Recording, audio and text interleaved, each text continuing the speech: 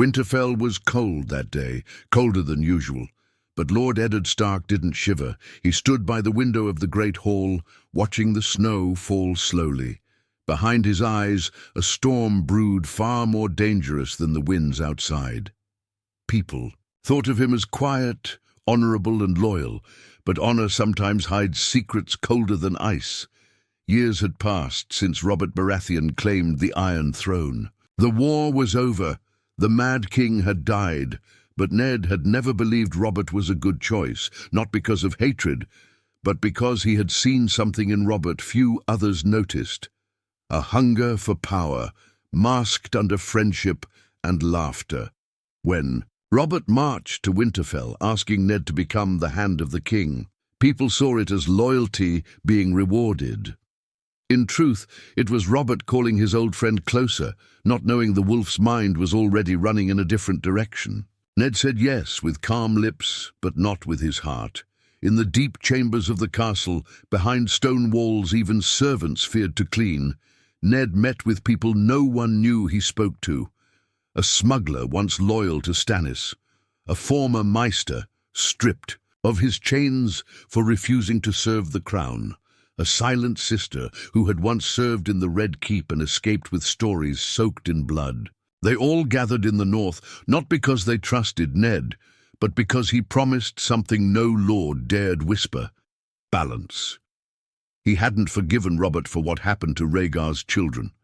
The screams of Elia Martell still haunted him. In dreams, and though he had no love for Targaryens, he couldn't forget the way Robert laughed when he heard of the infants' deaths. That was not a laugh of justice. That was something else, something cruel. Catelyn, his wife, suspected nothing. She believed he was planning northern matters, preparing for winter.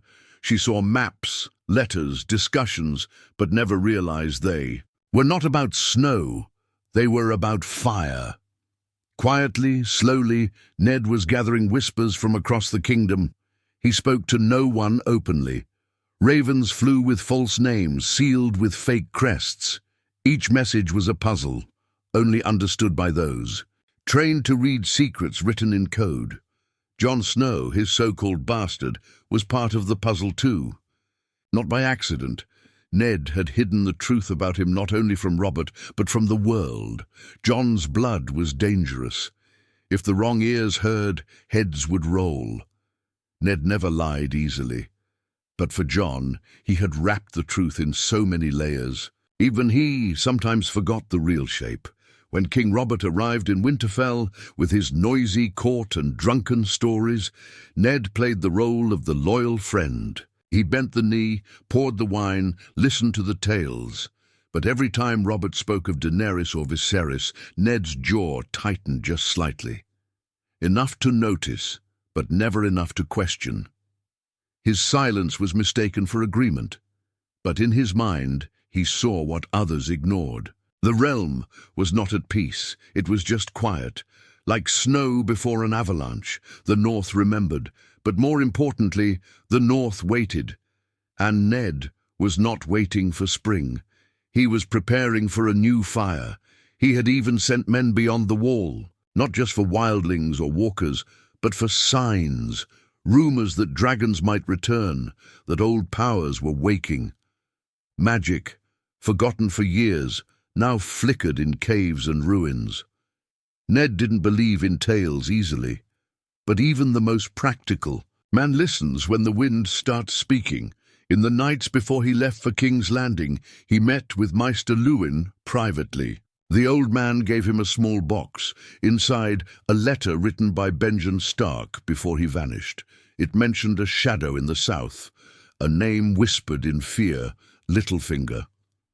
Ned placed the letter in his cloak, heart heavy. He would go to the capital, but not to serve. He would go to watch, to wait, to act. Beneath the calm of the north something stirred, and the man everyone believed too stiff to bend was already shaping the future in silence. The road to King's Landing was long, but the silence between steps felt louder than the hooves on stone. Ned didn't ride for friendship. He rode into the heart of a broken kingdom with secrets heavy enough to crack walls.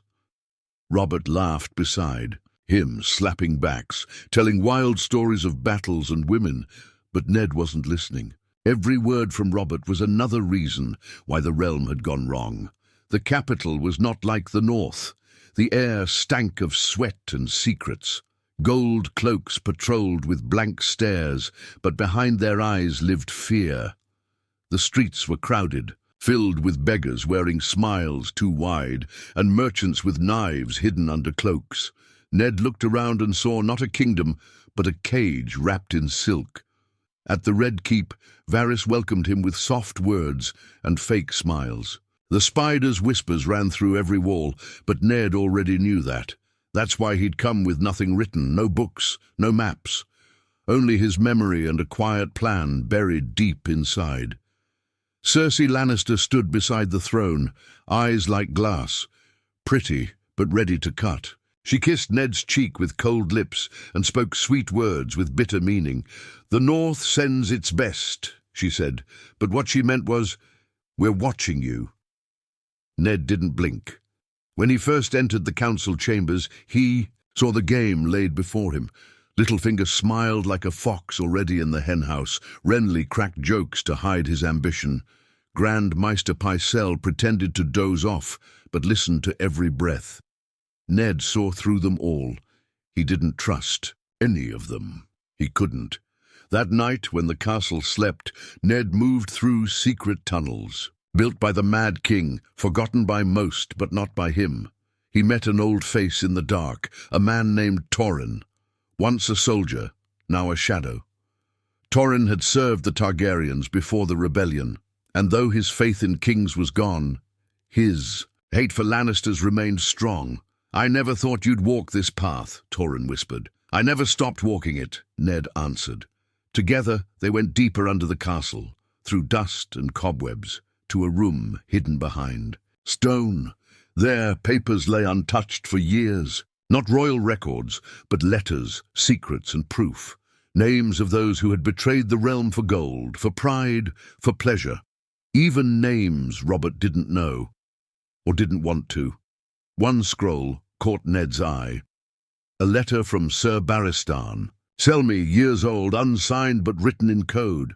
It spoke of a child, not Viserys, not Daenerys. A third, hidden, unknown. Ned's fingers froze. Could it be? Could Rhaegar have had another? If it were true, then Robert's war had not ended. It had simply paused. And if that child still lived, then the rightful heir to the throne wasn't wearing a crown. It might be growing up in silence, like Jon once had. That thought shook him more than any sword ever had. He couldn't tell Robert. His old friend would kill without asking. Mercy had no place in Robert's heart anymore. Wine and whores had dulled his judgment. So Ned returned to the keep, face calm, but mind racing. He began writing again.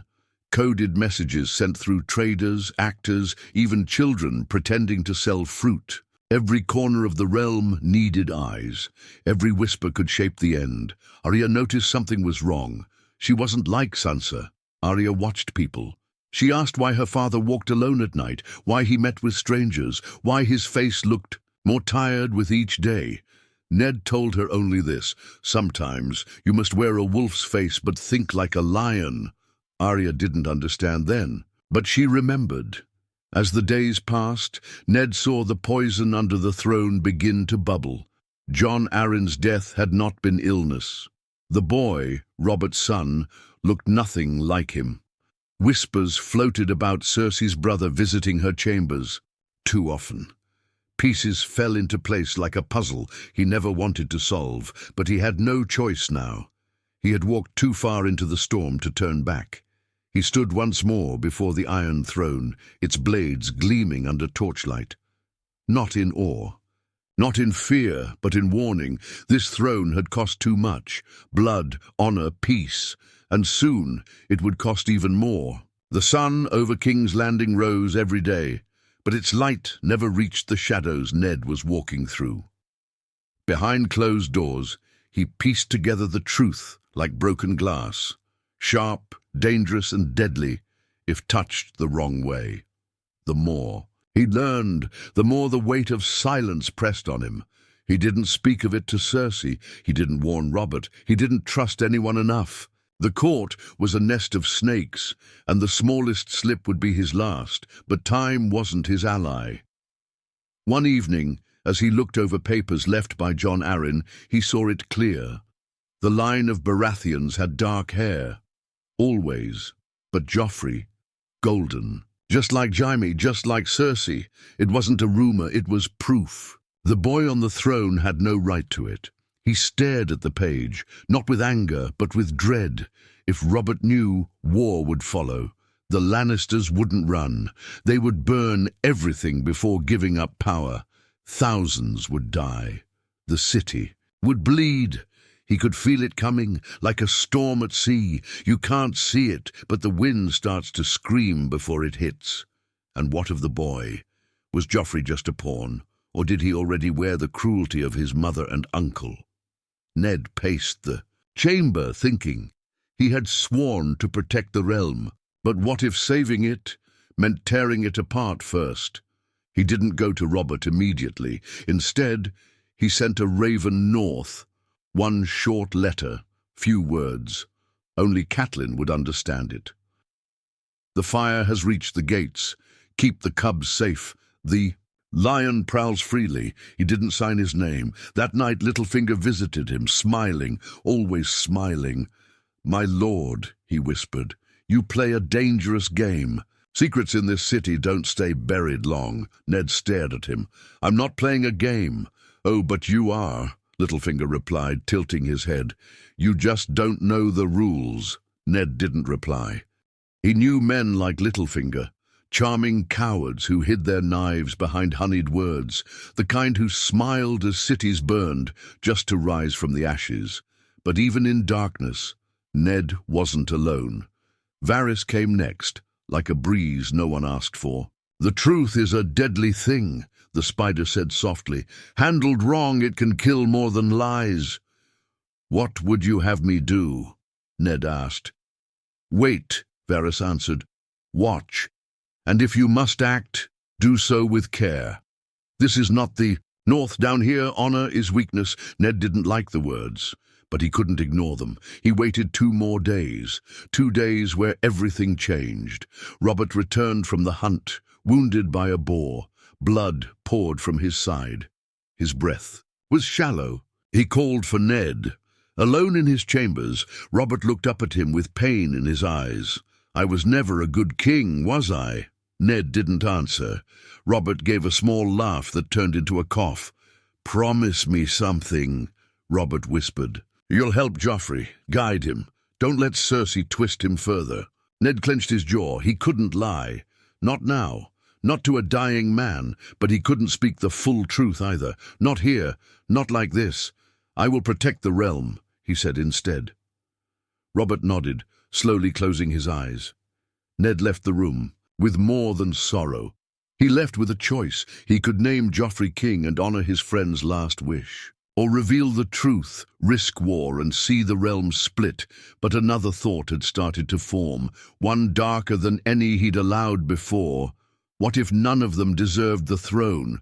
What if, just once, the realm chose peace over bloodlines? Could he make that happen? Could a northern wolf reshape a southern kingdom? As he stood beneath the sky that night, looking at the towers of the Red Keep, he realized something terrifying. He wasn't working to protect the king anymore. He was working to end kingship itself. Ned Stark had crossed a line now, and there was no going back. The moment he stepped out of Robert's chambers, the walls of the Red Keep felt tighter, colder, like they were listening, watching. He moved with purpose, but every step carried the weight of betrayal, not his own, but that of a realm built on false thrones and rotting crowns. He didn't grieve like the others. He didn't drink. He didn't weep. He planned. Robert's death was now only hours away, and Cersei was already preparing her next move. She had eyes in every hallway. Gold cloaks whispered in corners. Servants changed loyalties faster than shifting winds. No one could be trusted. Not even his own guards from Winterfell. Not here. Still, Ned acted. He summoned the City Watch commander, Sir Janos Slint. Ned offered him gold and loyalty, speaking in half-truths and silent warnings. Slint nodded, accepted the coins, but his eyes gave away nothing. And that made Ned uneasy. But he had little time for doubt. Robert's last request had been written in a sealed letter, placing Ned as protector of the realm until Joffrey came of age. Ned had changed one line. He didn't write Joffrey's name.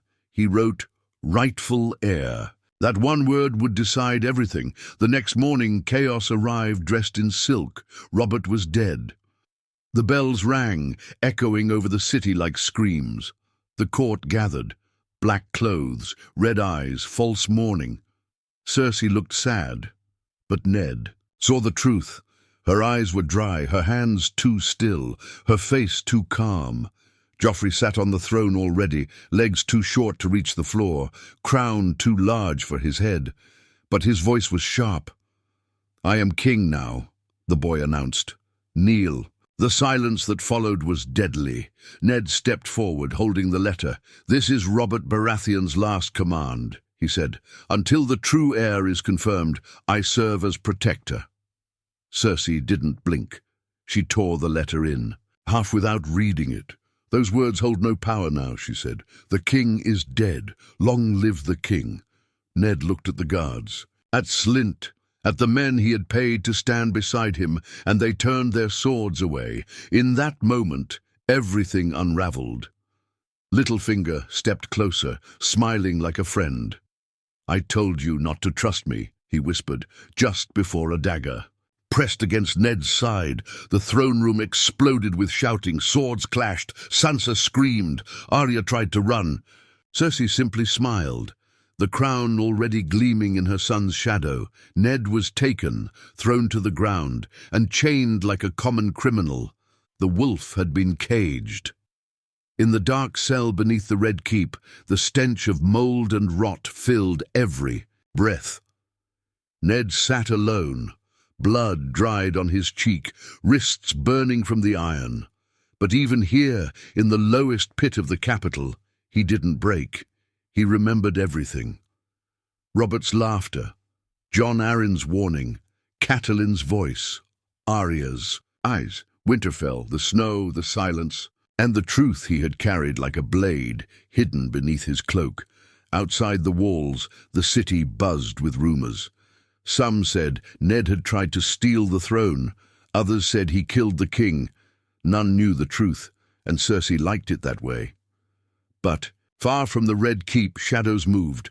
One of his ravens had reached the Vale. Another had flown toward Dragonstone. The messages weren't long. Just enough to stir old bones, enough to wake forgotten loyalties, enough to light sparks in places where kings had fallen before. Jon Snow, unaware of the storm his father had unleashed, stood atop the wall, watching the distant horizon.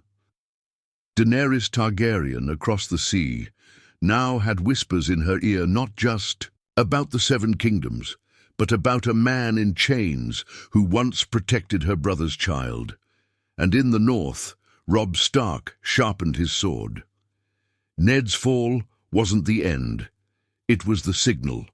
The game had changed. The board had flipped. And for the first time, the wolves weren't playing defense. They were hunting. Chains didn't silence his thoughts. The dungeon walls couldn't trap his will. Every hour in that filthy cell, Ned Stark didn't think of escape.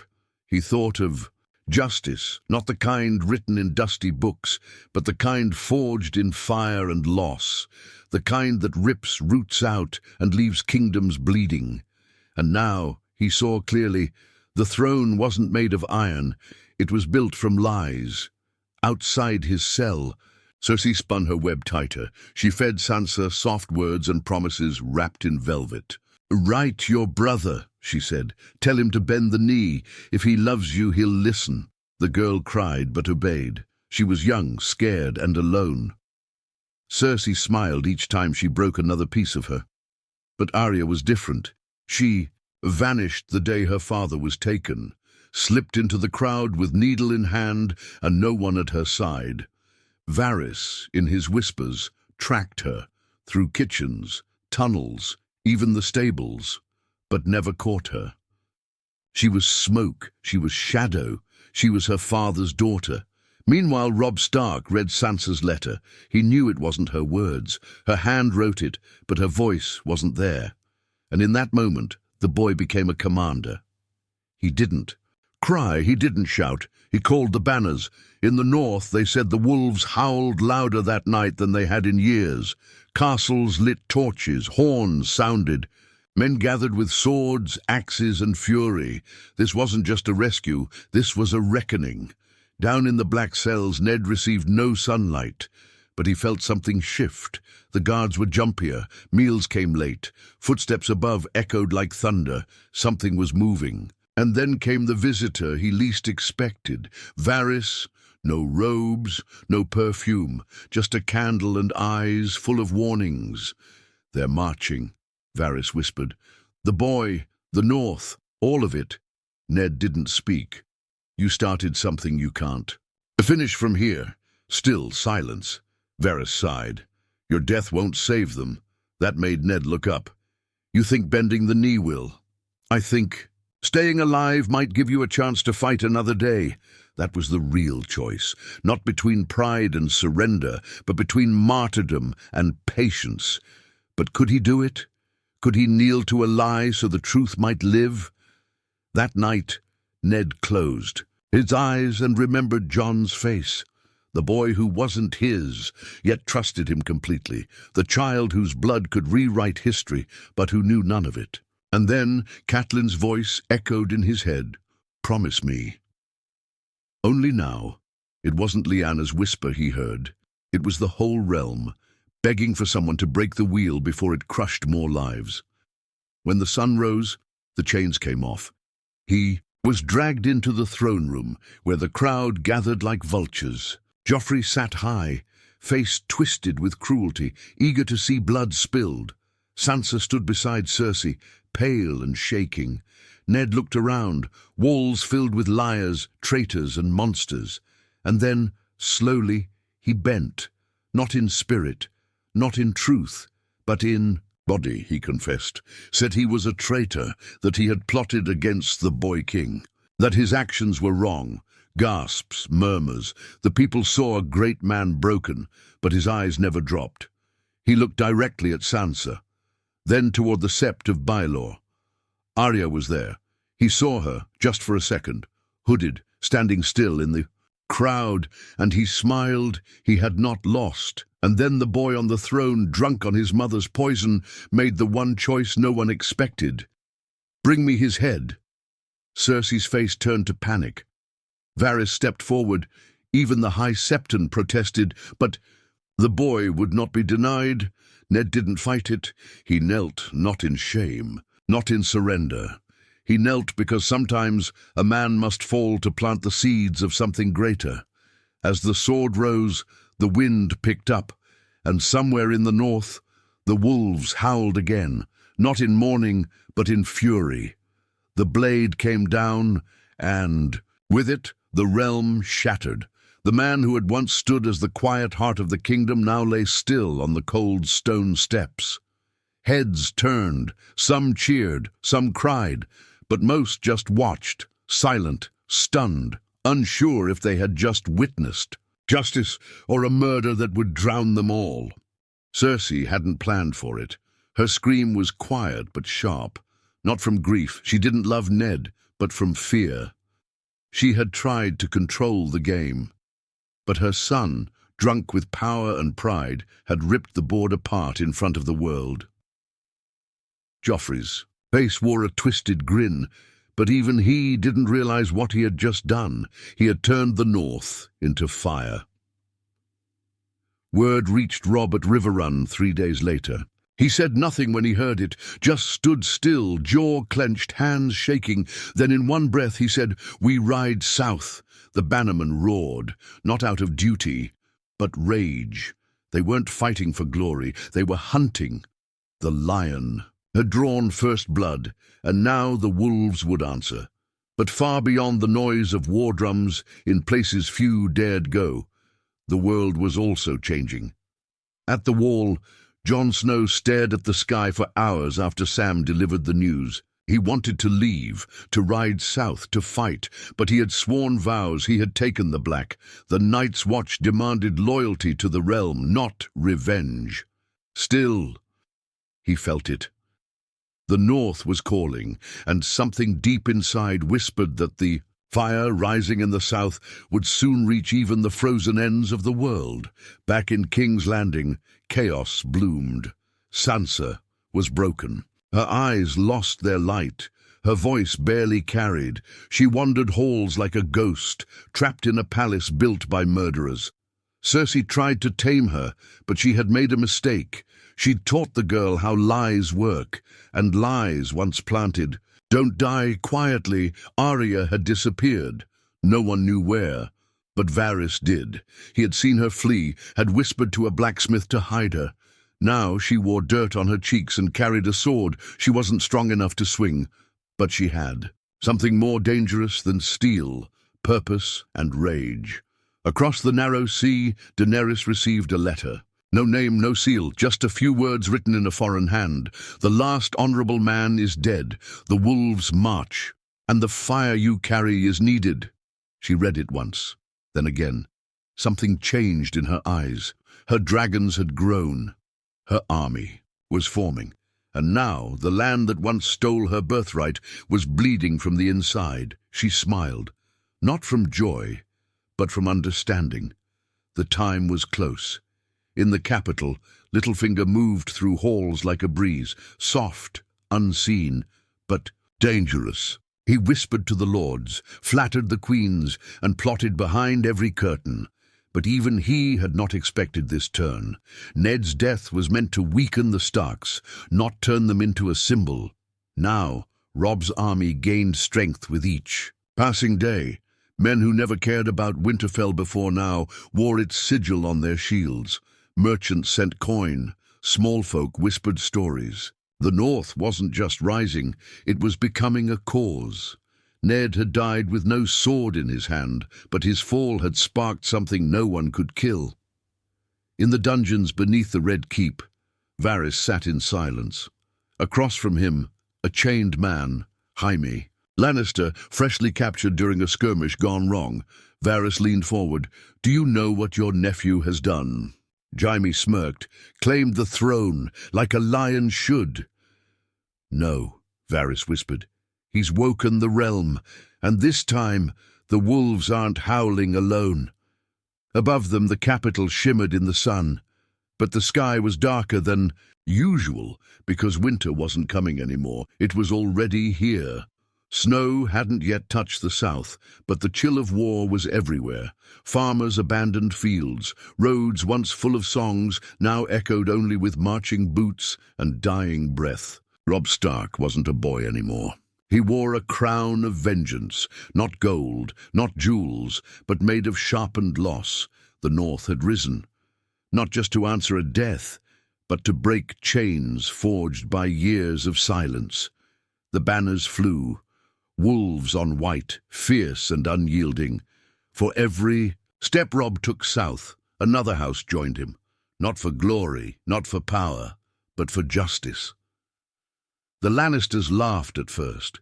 Tywin, cold and calculating, thought the northern child would burn out quickly. He sent men to crush the flame before it became wildfire, but Robb didn't fight like the South. He didn't play games. He struck when least expected, swift, brutal, silent, and in every campfire story that followed, one truth echoed. The young wolf does not lose, but Robb didn't fight alone. Catelyn, hardened by grief, moved through the camps like a storm. She wasn't just a grieving mother, she was a force.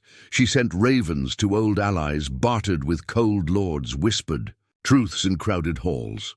She carried Ned's memory in her spine and Jon Arryn's wisdom in her eyes. Meanwhile, back in King's Landing, cracks grew beneath the polished surface. The court played their little games still, banquets, gowns, alliances forged over wine. But something had shifted. The crown felt heavier on Joffrey's head, though his arrogance swelled. Even the gold of his armor looked duller. Cersei drank more, but hid it well. Her smile faded quicker, her patience wore thin.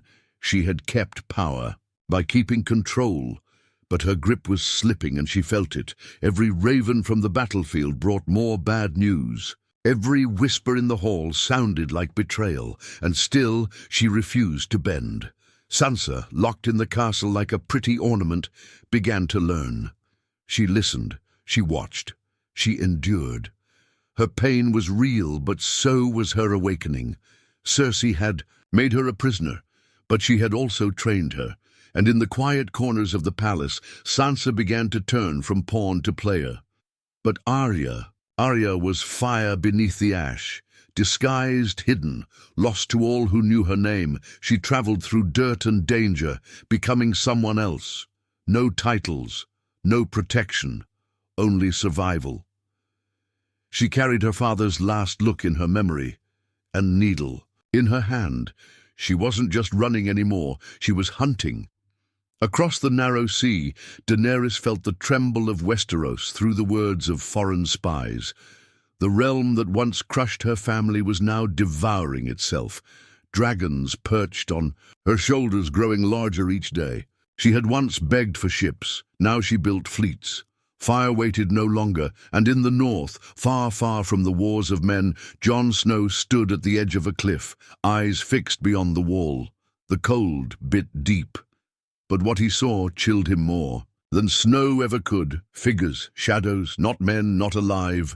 The dead moved, the world below played at thrones, crowns, and names. But beyond the wall, something older had awakened, and it did not kneel to kings. Back in Riverrun, Robb gathered his council. War had changed him. He didn't seek revenge now. He sought balance. For every battle, he weighed the cost. For every decision, he heard his father's voice in his mind. And still they marched. Word came that Jaime Lannister had been taken. The Kingslayer chained, the lion's teeth broken. A message wrapped in silence, but clear. The wolves weren't just biting, they were winning. Tywin Lannister began to feel it, the tightening noose, the rising panic. He sent more troops, offered coin, threatened houses. But fear had already taken root. The North had become an idea, and ideas are harder to kill than men. In the shadows of King's Landing, Varys moved like smoke. Littlefinger sharpened new schemes. The court prepared for a siege they thought would never come, but they didn't understand what was rising. Ned Stark's death wasn't the end of peace. It was the beginning of a storm that none of them were ready for. The wind over Westeros had changed. You could feel it in the bones of the earth. It wasn't just winter coming, it was reckoning. Robb Stark's army stood at the gates of the south like a wall of fury. Steel met fire, honor met betrayal. Battle after battle, the young wolf outwitted the lions, not because he had more men, but because he fought for something they never understood: truth. And truth doesn't flinch. Jaime Lannister, once feared and untouchable, now sat in chains, dragged through muddy camps like a symbol of falling power. His arrogance faded with every mile. He mocked less. He listened more. Somewhere along the way, he stopped seeing Robb as a boy and started seeing him as a leader. But Robb didn't smile at victories. Each step forward reminded him of the man he couldn't save. His father's voice followed him through every war tent, whispering patience when his rage burned hot. Ned had died to stop the rot from within. Now Robb was cutting it out, root by root. Back in King's Landing, the cracks split deeper. The throne still stood, but nothing beneath it was solid. Joffrey ruled with cruelty, not strength. The court feared him, but no longer respected him. Even Cersei could feel the shift. Her golden lion was wild, spoiled, unstable. She had won the game but broken the board. Sansa became something no one expected, a watcher. She listened more than she spoke. She nodded, smiled, played along. But her heart no longer bled the way it used to. In her quiet moments, she replayed her father's death, not in grief, but as a lesson. She would not be powerless again. Arya's journey took her to darker places. She learned how the world worked, how names could kill, how silence could be sharper than a blade. She whispered her list each night like a prayer twisted by pain. And every time she said Joffrey, she didn't see a king. She saw a coward in a crown. In the east, Daenerys Targaryen stood before her growing army, dragons circling above her like flames given wings. She had watched the realm tear itself apart. And now, finally, the door was opening. The Westeros that had murdered her family was collapsing under its own corruption. Her time was coming, but the kingdom's true enemy still waited in silence. Beyond the wall, the dead moved without sound. Jon Snow saw them, watched them march, with eyes as cold as the grave.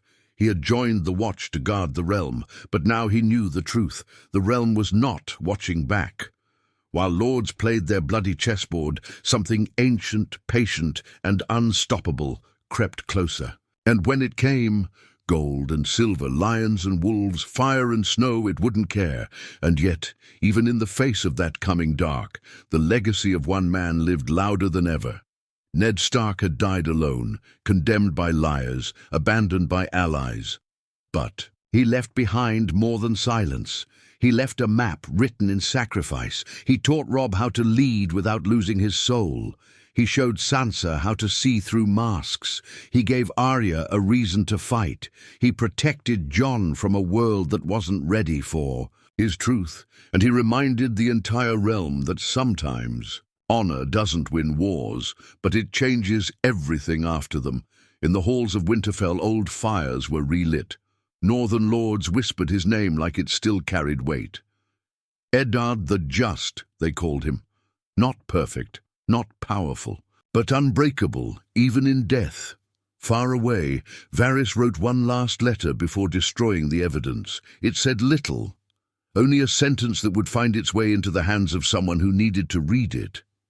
He died a prisoner, but lived as a guide. The North remembers. The war continued, blood still spilled, thrones rose and fell, but deep in the soul of Westeros, a shift had taken place, and that shift began not with a crown, but with a man who never wanted one. Ned Stark had not worked against Robert Baratheon to betray him. He did it to save what Robert had forgotten, that a king without truth is just a tyrant in waiting.